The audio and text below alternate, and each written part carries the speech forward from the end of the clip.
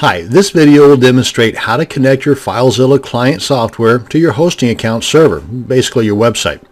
Now at this point, I'm hoping you already have downloaded and installed your FileZilla client program. Otherwise, this video may seem a bit confusing. So let's open up FileZilla and grab the FTP login details that was sent to us by our web hosting company. We'll bring this into the picture here. Now, depending upon the service that you're using, the web hosting service you're using, will depend upon exactly how the information looks, the login details that they sent you. For example, this is one that I received from Namecheap Hosting, and in one instance, they've got the FTP. This is the server or hosting name that goes in here, and they've got it in the form of an IP address, which will work just fine. And one that I received from my D9 hosting, totally different, but it still works the same. The host name that, like here, they have just listed as FTP is in the form of a URL. Now, sometimes this does not have a www in front. It has an FTP. Sometimes it also has an SFTP for the secure transmissions, but you still have the username and the password. Now, if you're confused about what your particular login details are from your hosting account, just give them a buzz or just send them an email and ask them. But leastways, now you've got a pretty good idea as to what's required. You're going to need at least three things: the host or server name, the username, and the password. Now, 99.99% of the time, the port you can just leave blank or just put in 21. Now I'll just kind of go over the FileZilla software interface here, and for the most part you're going to find this to be pretty much the same no matter what FTP client software you're using. For the most part, on the left hand side here you've got your computer or the local side, just like it says here, and on the right hand side you've got the server or the remote side. Now up here at the top you've got the main software toolbar, and there's a whole lot more to this FTP software than just transferring files from your computer to the host. But in this video we're just going to be covering the connection process. And next, right here, we've got what's called the Quick Connect server bar, and you can either connect through this to your server, or you can go up here from File, go to Site Manager, and set things up here.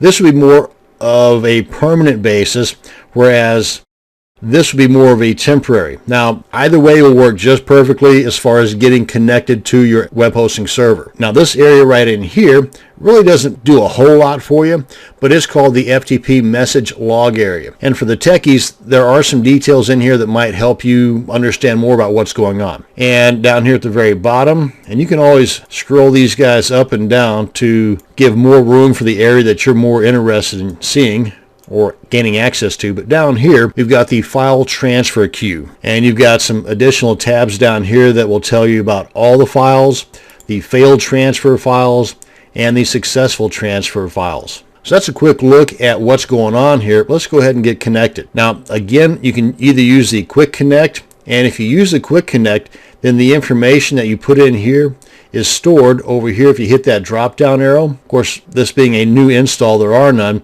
But if you were to put in the connection for one of your domains and successfully connect, then you can hit this drop down arrow and it'll be listed in here. You would then just select that, click on Quick Connect, and like the name implies, boom, you're quickly connected.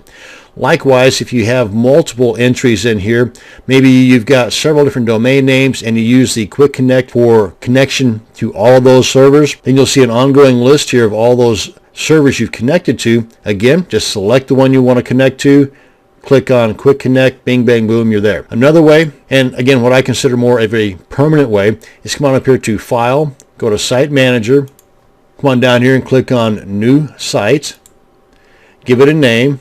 Again, try to keep things as organized as possible. And as soon as you click on New Site, you're going to see all these other options become available. Now, a lot of this is pretty self-explanatory, but again, right now I'm just covering the basics. And I just want to enter in the host name, and I'm going to leave the port alone because for the most part, it'll work just fine if it's blank. But again, 21 is what goes in there. And I'm going to put in the host name here, copy and paste. And for the protocol, in this case, we're going to just leave it at FTP. And for the encryption, we're just going to leave that alone.